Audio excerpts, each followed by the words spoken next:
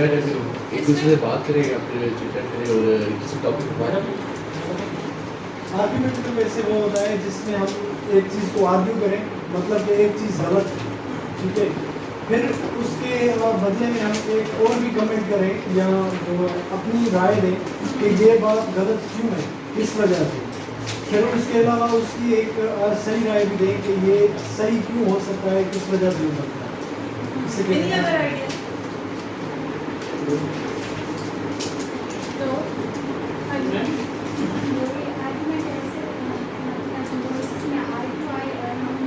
What is an argument?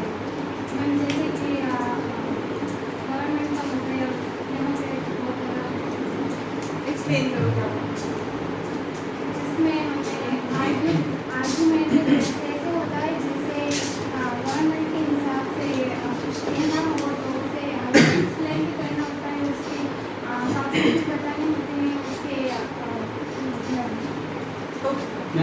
मतलब जिसमें हम एक पोजीशन लेकर उसको डिफेंड करते हैं किसी भी तरह से, उसमें logical, scientific, social different type से कुछ लेकर को उसको अपनी डिफेंड करना होता है। जी जैसे एक ऐसे है कि water crisis and national unity, अब मैं इस पे ना एक आर्ग्यूमेंट लेके चल रहा हूँ। नैरेटिव मेरा एक है कि ना अगर वाटर क्राइसिस होंगे तो नेशनल यूनिटी नहीं होगी, हर प्रोविंस ना अपना अपना एक वो डिमांड करेगा। तो अब मैं जब इसे एक आर्गूमेंट को मैंने एक नैरेटिव बना लिया तो अब उसे प्रूव भी करना है विद एविडेंसेस और विद रेफरेंसेस। कहाँ से आएंगे? एविडेंसेस और रिपोर्ट वगैरह हमें पढ़नी पड़ती है और फिर हमें बुक रीडिंग करनी पड़ेगी, न्यूज़ वगैरह देखनी पड़ती है, वहाँ से हम एविडेंसेस और वो दूसरी चीज़ें लेके हम उसे प्रूव करेंगे अपने आर्गूमेंट को कि ये रेफरेंसेस है, रेफरेंसेस के साथ हम उसे प्रूव आर्गुमेंट तो वो होता है जो किसी भी चीज़ को आसानी से ना माने, मतलब कोई भी चीज़ बोल रहा है तो उसको आर्ग्यू करे कि ये आप ठीक नहीं है, अगर आप ठीक हैं तो इस तरह ठीक है हो सकता है वो बात, इसी तरह से आर्ग्यू करें। Am I being argumentative right now? जी अच्छा जी, और कोई आइडिया? Argumentative ऐसे पहले सुना ही नहीं था। Argumentative ऐसे या फिर इसका दूसरा नाम होता है persuasive ऐसे। इसके अंदर हम लोग एग्जामिनर को persuade कर रहे होते हैं अपने पॉइंट ऑफ व्यू पे लेके आ रहे हैं। इसके अंदर होता है कि हमें कोई भी टॉपिक दे दिया जाएगा और उसके अंदर आपने उनको ये बताना है, ये बाबर कराना है कि मैं जो बात कर रहा हूँ because I have this and this facts and figures with me, इस वजह से आपको मेरी बात माननी पड़ेगी। उसके अंदर ये हो सकता है कि आपकी बात से एग्जामिनर इख्तिलाफ करता हो, लेकिन आपने उसको इतने अच्छे रेफरेंसेस दे दिए हो, आपने उसको इतनी अच्छी एक्सप्लेनेशंस दे दी हो कि वो इख्तिलाफ करने के बावजूद आपको फेल ना कर सके, आपके आर्गुमेंट्स इतने सॉलिड हो सके। आर्गुमेंटेटिव इससे कि हमारे पास क्या मिसाल हो सकती है? How is that an argumentative? ये ना हमारे जो इनकम डाउन चल रही है कंट्री की, उसको कॉन्सिक्वेंस करेंगे, कोविड हो गया, हमारे flood No, that is not an argumentative. Gender equality is a myth. Yes, it is. या ये कह सकते हैं कि democracy is not workable solution, हाँ, ठीक है, डिस्कस जिसमें आर्गुमेंट कहते हैं वो डिस्कस या इसको ठीक। अच्छा, इसके बाद हमारे पास एक और ऐसे आता है जो होता है descriptive essay. What is a descriptive essay? ये हम बिल्कुल स्कूल से पढ़ कर आते हैं। डिस्क्रिप्टिव एसे क्या है? It can be easily described or explained. Descriptive essay तो हमारे पास क्या आ जाएगा?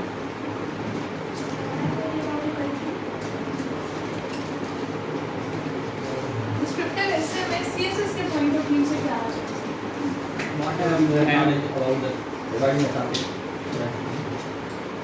डिस्क्रिप्टिव एसे ऐसा तो होता है कि आप किसी भी चीज़ को डिस्क्राइब कर रहे होते हैं किसी भी पॉइंट ऑफ रेफरेंस को लेकर, जैसे वर्ल्ड पीस या is world a global village, तो आपने किस तरह से पूरी दुनिया की इकोनॉमी, पूरी दुनिया का global village, social media, everything उसके अंदर डाल के उसको डिस्क्राइब करना है पॉइंट, इस पॉइंट ऑफ व्यू से कि हम ग्लोबल विलेज उसको किस तरह से देखें, ठीक है। अच्छा, हमारे पास फिर उसके बाद एक और जो इससे आता है जो सीएसएस में आता है, आपको सीएसएस वाले एसेस बता रही हूँ।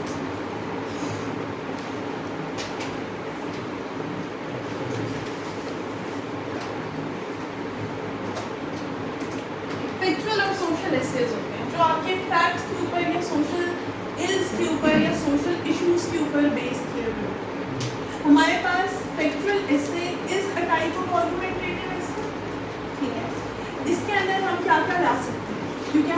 एट्रीब्यूट्स को करेंगे, आर्गुमेंट्स भी देंगे, इसमें हमारे कौन से टॉपिक्स आ सकते हैं? Crises of governance, good governance, economy से related, boys will be boys wise हो सकता है ना, ठीक है।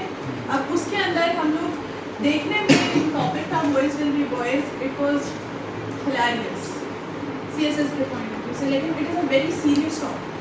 अगर हम इसको लिखने पे आए, और इस पर मैं लिखवाऊंगी आगे, ये मैं पहले बता रही हूँ, ठीक है। तो अगर हम इस पर लिखने के लिए आए तो इसमें हमारे पास इतनी सारी चीज़ें हैं, इतने सारे पॉइंट ऑफ व्यूज आ सकते हैं कि मैं वो देखना चाहूँगी कि उनको हम प्रोडक्ट किस तरह से, even if you are in favor of that or even if you are against that, arguments क्या हैं, और दूसरे जो आपके काउंटर आर्गुमेंट्स हैं उनको आप प्रेजेंट करके उनसे नेगेट कैसे करते हैं अपने आर्गुमेंट्स को। समझ आ रही है बात? अब तक कोई बात समझ नहीं आई है तो मुझे बताओ। मैडम वैसे जो आर्गुमेंटिव ऐसे और आपने जो फैक्चुअल ऐसे, इन दोनों में कोई डिफरेंस नहीं है ज़्यादा? ऑलमोस्ट डिफरेंस नहीं है। आर्गुमेंटेटिव ऐसे हमारे पास जो है वो सोशल एलिस पे भी आ सकते हैं, जैसे बॉयज विल बी बॉयज, ठीक है। या आर्गुमेंटेटिव ऐसे हमारे पास कोई इस तरह का भी आ सकता है कि इस social media bringing the world together, this is not a social link, this is not a social essay, but it is an argumentative essay, ठीक है। समझ आई बात? क्लियर नहीं है? नहीं, मेरे कहने का मतलब ये था कि जैसे कि एक ऐसे आ रहा है आर्गुमेंटेड ऐसे, क्या हम उसे फैक्चुअल ऐसे में भी लिख सकते हैं? बिल्कुल लिख सकते हैं, बिल्कुल लिख सकते हैं, ठीक है। क्योंकि आपने अपने फैक्ट्स और फिगर्स के साथ आर्गुमेंट्स प्रेजेंट करने हैं ना, आपने कहानियाँ तो नहीं सुनानी है सामने। हमारे पास जितने भी सीएसएस के पेपर्स हैं उसके अंदर आपकी कहानियाँ नहीं चलती। उसके अंदर यही होता है कि एग्जामिनर देखता है कि इस स्टूडेंट को कुछ आता है, ऐसे स्टूडेंट को कुछ आता है या नहीं आता, वहाँ हम खुद नहीं जाते। हम हमारी पर्सनैलिटीज़ उन्हें नहीं पता होती, हमारा कोई बैकग्राउंड उन्हें नहीं पता, जो कुछ हमने लिखा है वो उनके सामने प्रेजेंट है। जब उनके सामने से वही चीज़ प्रेजेंट हो रही है तो वो ये देखेंगे कि इसको कितना आता है। इंटरव्यू फेज बहुत बात की बात है जिसमें आप अपनी पर्सनैलिटी में काम करते हैं, आप अपने बोलने में काम करते हैं, लेकिन उसके लिए रिटन तो क्लियर करो। रिटन क्लियर कैसे करना है? आपने उनको ये बताना है कि बाकी हॉल में जो 200 एस्पायरेंट्स और बैठे थे, मेरा उनसे बेहतर पेपर है, मुझे क्लियर करो। कॉम्पिटिटिव एग्जाम है ना, जिस तरह कल सर दिलावर कह रहे थे, वो भी यही बात कह रहे थे कि आप उसमें नई चीज़ क्या ला रहे हैं, आपके पास कितनी नॉलेज है, आप उसको प्रेजेंट कैसे करें। वो प्रेजेंटेशन बहुत ज़्यादा मैटर करती है। हो सकता है कि हमसे कोई बहुत ज़्यादा नॉलेजेबल इंसान हो, लेकिन क्योंकि वो अपने आइडियाज़ को रिटन फॉर्म में उस तरह से प्रेजेंट नहीं कर सकता हो, तो इसका ये मतलब है कि वो सीएसएस क्लियर नहीं कर पाए। क्योंकि हम जो है क्या कर लेंगे उसकी नॉलेज का अगर वो ट्रांसफ़र नहीं होगी पेपर, या क्या कर लेंगे हम आप सबकी नॉलेज का अगर वो पेपर पे ट्रांसफ़र नहीं हो सकती। पेपर पे ट्रांसफ़र करने के लिए हम क्या क्या कर सकते हैं? आप में से कौन कौन राइटिंग प्रैक्टिस करते या रेगुलरली लिखता है? गुड, ठीक है। आप कर ये सकते हैं कि आप लोग डॉन निकाल के जो आपका न्यूज़पेपर है उसकी एप्लीकेशन जो है आपके फ़ोन पे भी आ जाती है, उसको डाउनलोड करें उस एप्लीकेशन को, उसमें से आपने बेशक रोज़ की एक खबर पढ़ ली या डॉन का एक कॉलम पढ़ लिया और उसमें कोई एक पैराग्राफ 2 पैराग्राफ्स उठा के उसको ओन वर्ड्स में लिखना शुरू करें।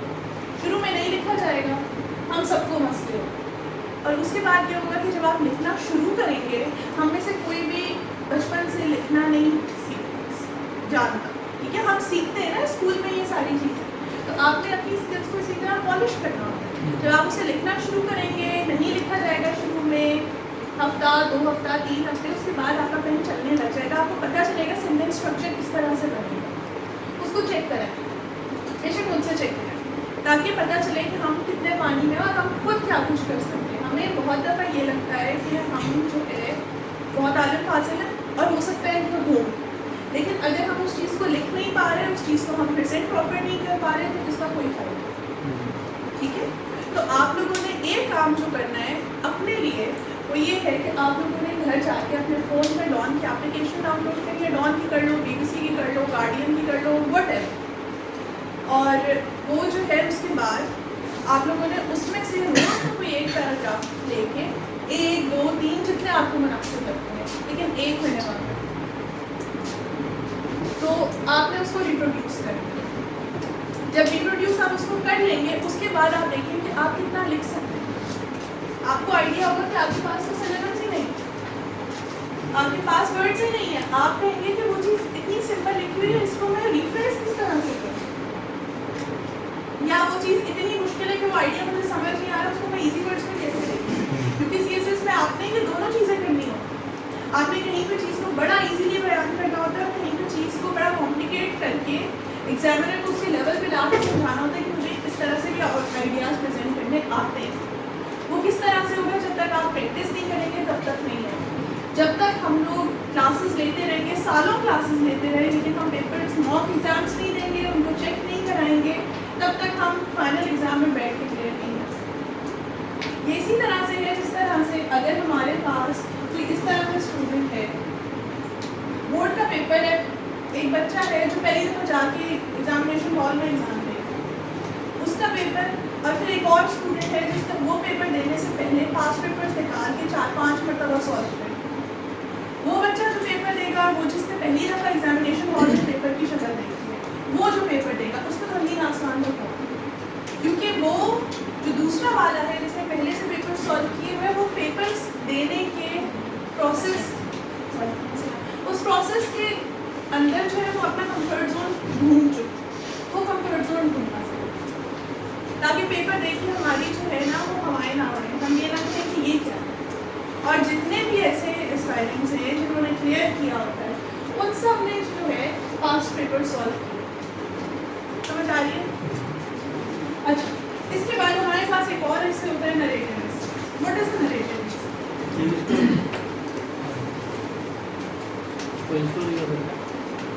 क्या नरेटिव ऐसे CSS में आते हैं? क्या नैरेटिव एसेस को कोटेशनल एसे दे सकते हैं? नो, नहीं, नरेटिव ऐसे आपके पास CSS में नहीं आते ज़्यादातर, आपके पास जो आते हैं वो यही दोनों, ठीक है, ये दोनों सिर्फ और सिर्फ बताने के लिए कि आपको पता हो कि नरेटिव इससे क्या होता है। उसके अंदर आपकी कोई भी स्टोरी होती है, कोई ऐसी चीज़ होती है जिसकी जो आप लोग एक्सपीरियंस कर चुके हैं। जो हम लोग स्कूल्स में ऐसे लिखते थे वो हमारे नरेटिव ऐसे होते थे। Best day of my life, first day in college, cause and effects पे भी बहुत है ऐसे, cause and effect is also argument, क्योंकि आप उसी में बात कर रहे हैं ना।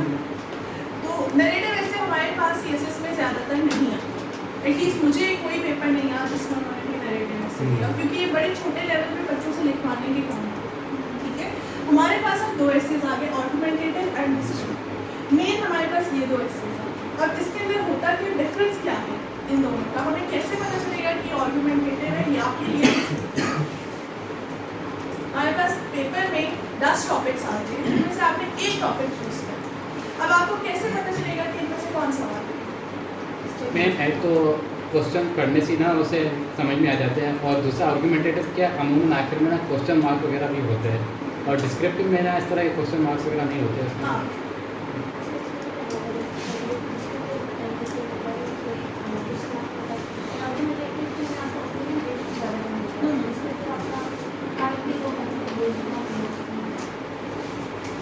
हमारे पास जो आर्गुमेंटेटिव ऐसे है और डिस्क्रिप्टिव ऐसे, उनका मेन फर्क क्या आपको ऐसे पता चलेगा कि ज़्यादातर, नॉट एवरी टॉपिक बट ज़्यादातर सारे टॉपिक्स में आर्गुमेंटेटिव ऐसे कि एंड में क्वेश्चन मार्क आता है। Is world turning into a global village?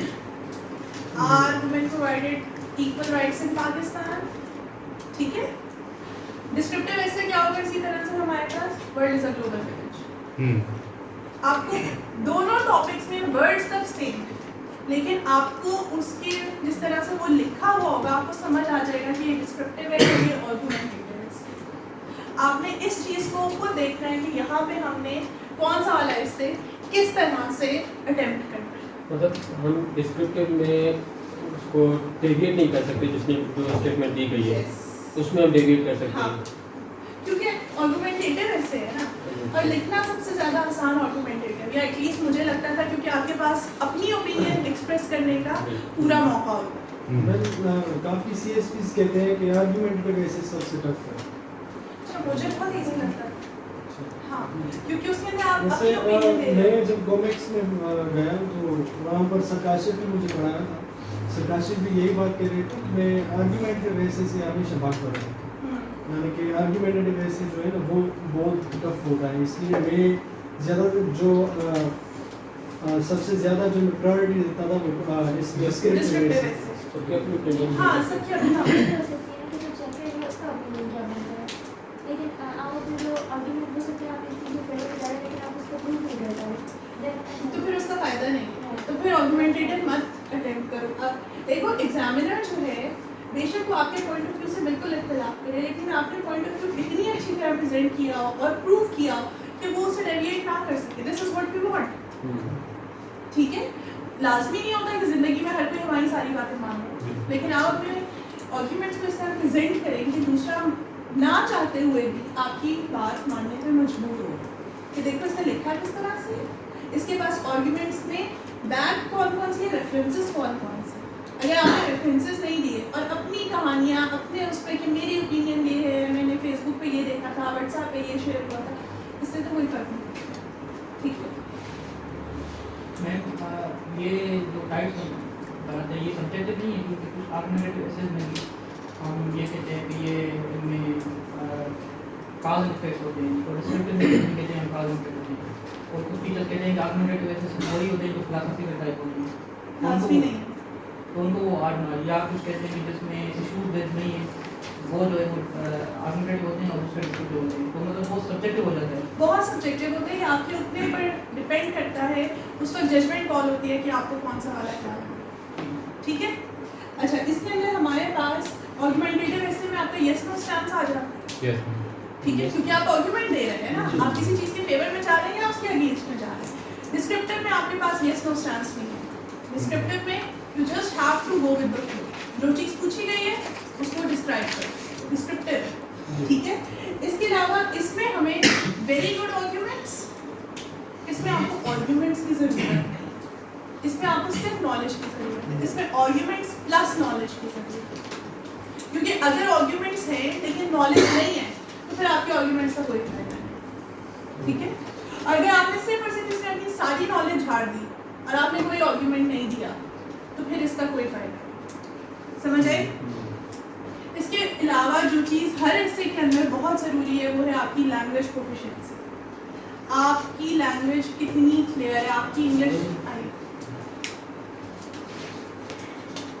आपकी इंग्लिश जो है वो कितनी बेहतर है, आपने क्या उसके अंदर पूरे के पूरे हिस्से में सिंपल सेंटेंसेस का वो किया है, इस्तेमाल किया हुआ, या आपने उसके अंदर कहीं पे कॉम्प्लेक्स सेंटेंसेस भी इस्तेमाल किए हैं, कहीं पे आपने जो है वो मिक्स करके यूज़ किया, आपने कंजक्शंस अच्छी सी यूज़ किए हैं, आपने वर्ड्स अच्छे यूज़ किए हैं। आई एम नॉट सेइंग कि पूरे के पूरे उसमें आप थीसॉरस छाप दें, ऐसे बिल्कुल नहीं करना, लेकिन कहीं पे कोई अच्छा लफ्ज़ तो लिखा जा सकता है, एटलीस्ट जो आपके पास एक मैट्रिक का पेपर दे रहा हो और एक जो CSS का एस्पायरेंट पेपर दे रहा हो उसमें कोई फ़र्क तो हो, हमें पता तो चले कि हाँ ये CSS के एस्पायरेंट ने पेपर दिया, ये बिल्कुल सिंपल इंग्लिश में नहीं होगा, इसके अंदर कोई ना कोई कॉम्प्लेक्सिटी आएगी, आइडियाज़ की कॉम्प्लेक्सिटी भी आएगी, लैंग्वेज की कॉम्प्लेक्सिटी भी आएगी और प्रोफिशिएंसी भी होनी चाहिए, समझ आई।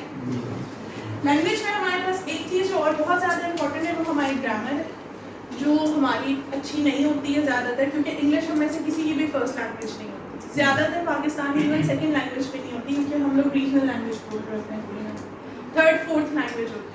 लेकिन जो हमारा पैटर्न है because it is very colonial in nature, तो हमने अंग्रेज़ी में पेपर देना, अंग्रेज़ी में पेपर देने के लिए आपकी पंक्चुएशन ठीक हो, आपकी ग्रामर ठीक हो, तब जाके वो आपका ऐसे पढ़ेंगे, वरना हो सकता है कि आपके पास बहुत अच्छे आर्ग्यूमेंट्स हों, बहुत अच्छी नॉलेज हो, लेकिन आप एक सिंपल सेंटेंस में 10 गलतियाँ करते हो इंग्लिश की, कोई भी आपकी बात नहीं पढ़ना चाहेगा और उनके पास टाइम नहीं होता।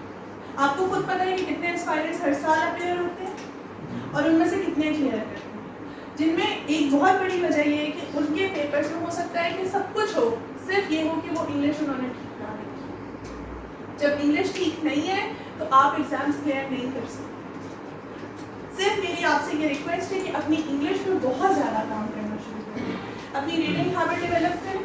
रीडिंग हैबिट जब डेवलप होगी आपको पता चलेगा कि सेंटेंस स्ट्रक्चर कैसे बनता है, सेंटेंसेस डिफरेंट तरीके से किसी भी बात को हम एक्सप्रेस कैसे कर सकते हैं। जब रीडिंग हैबिट डेवलप हो जाए तो साथ साथ लिखने की प्रैक्टिस करो, जो मैंने अभी बताया, क्योंकि लिखोगे नहीं तो एक्सप्रेस कैसे करोगे।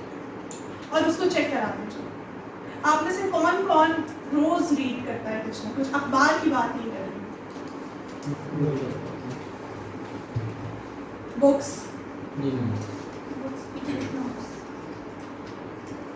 यूनिवर्सिटी की बात नहीं हो रही। मैं तो सारा दिन ओके लेकिन रीडिंग से मुराद ये है कि आउट ऑफ एक्स्ट्रा करिकुलर कि हमारे पास जितनी किताबें हैं उनको खा जाओ। किताबों का काम ही ये होता है कि आप उन्हें लें, आप उनको पढ़ के ही छोड़ें, ठीक है। जब तक ये आदत नहीं डलेगी आपके पास डिफरेंट आर्गुमेंट्स नहीं है। मैडम एक क्वेश्चन है स्पेशली बुक्स के हवाले से। काफ़ी CSP ये कहते हैं कि भाई आप 10-10 किताबें लें एक एक सब्जेक्ट की, उसको रीड करें। और कुछ जो CSPs हैं जैसे कि सर फाजिल बुखारी, उनका सुना होगा आपने, वो कहते हैं स्पेशली सर फाजिल बुखारी ने मुझे कहा था कि एक किताब लो जिससे आपका बेसिक पूरा क्लियर होता है, बस वो एक ही रीड करो, ज़्यादा पढ़ने की कोई ज़रूरत नहीं है। सर ने बिल्कुल सही बात कही। मैं इन किताबों की बात नहीं कर रही, मैं रीडिंग एज जनरल की बात कर रही हूँ। हाँ ठीक है, क्योंकि आपको आइडियाज वहाँ से बहुत ज़्यादा मिलेंगे, आपको कोटेशंस वहाँ से मिलेंगी, आपको पता चलेगा सेंटेंस स्ट्रक्चर क्या हो। अब आपको जिस तरह का स्ट्रक्चर, जिस तरह के ideas let's say Tony Morrison की बुक में मिलेंगे, वो एक CSS के एसे की किताब में क्या मिलेंगे? कुछ भी नहीं मिलेगा। ठीक लेकिन है, एक एनालिसिस डेवलप करने के लिए आप फॉरेन ऑथर को चूज कर सकते हैं। आप उनको चूज कर सकते हैं। फिक्शन पढ़ना है फिक्शन पढ़ो, नॉन फिक्शन पढ़ना है नॉन फिक्शन पढ़ो, लेकिन पढ़ो। पढ़ने से बहुत सारे होराइजन्स आपके सामने क्लियर होंगे और आपको बहुत कुछ समझ आएगा जो आपको वैसे नहीं आ रहा होगा। मतलब आइडियाज़ को वास्ट करने के लिए एक चीज़ ये भी है कि यूट्यूब पे डिबेट्स वगैरह काफ़ी हेल्पफुल होती है। मेरा अपना एक्सपीरियंस रहा है, उर्दू में, इंग्लिश में, ऑक्सफोर्ड की डिबेट्स होती है, ऑक्सफोर्ड यूनिवर्सिटी ठीक की, है, कैम्ब्रिज की, उनके चैनल पे काफ़ी अच्छी मतलब डिबेट्स होती हैं। डिबेट्स काफ़ी मतलब दोनों पॉइंट्स आपके हमारे सामने आ जाते हैं। तो मैं सारे क्लियर को ये भी रिकमेंड करूँगा कि अपने आर्गूमेंट्स बेहतर करने के लिए वो डिबेट हाँ बिल्कुल, इस तरह की डिबेट्स हमारे पास डिफरेंट चैनल्स की मौजूद है, ऑक्सफोर्ड की भी मौजूद है, कैम्ब्रिज की भी, हार्वर्ड की भी, आईवी लीग की यूनिवर्सिटीज़ की भी। जो चीज़ नहीं समझ आती वहाँ जाके टाइप करके गूगल में आप उसको देख सकते हैं और उससे बहुत ज़्यादा फ़ायदा होगा, क्योंकि आपको दोनों साइड्स की बात पता चल रही होती है। फिर आपकी मर्जी है कि आप इसके ऊपर अपना नैरेटिव बिल्ड करना चाहते हैं। ठीक है, अब तक इसके अंदर कोई मसला है? आगे चलें। कुछ पूछ रहे हैं? नहीं।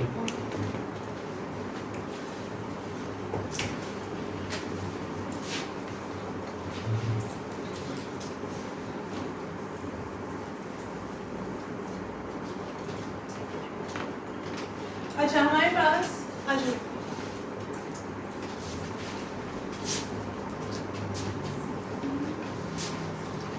तीसरा सेव लिया हुआ अभी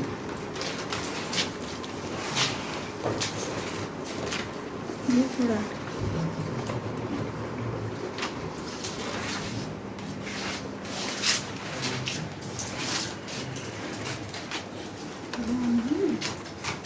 तीसरा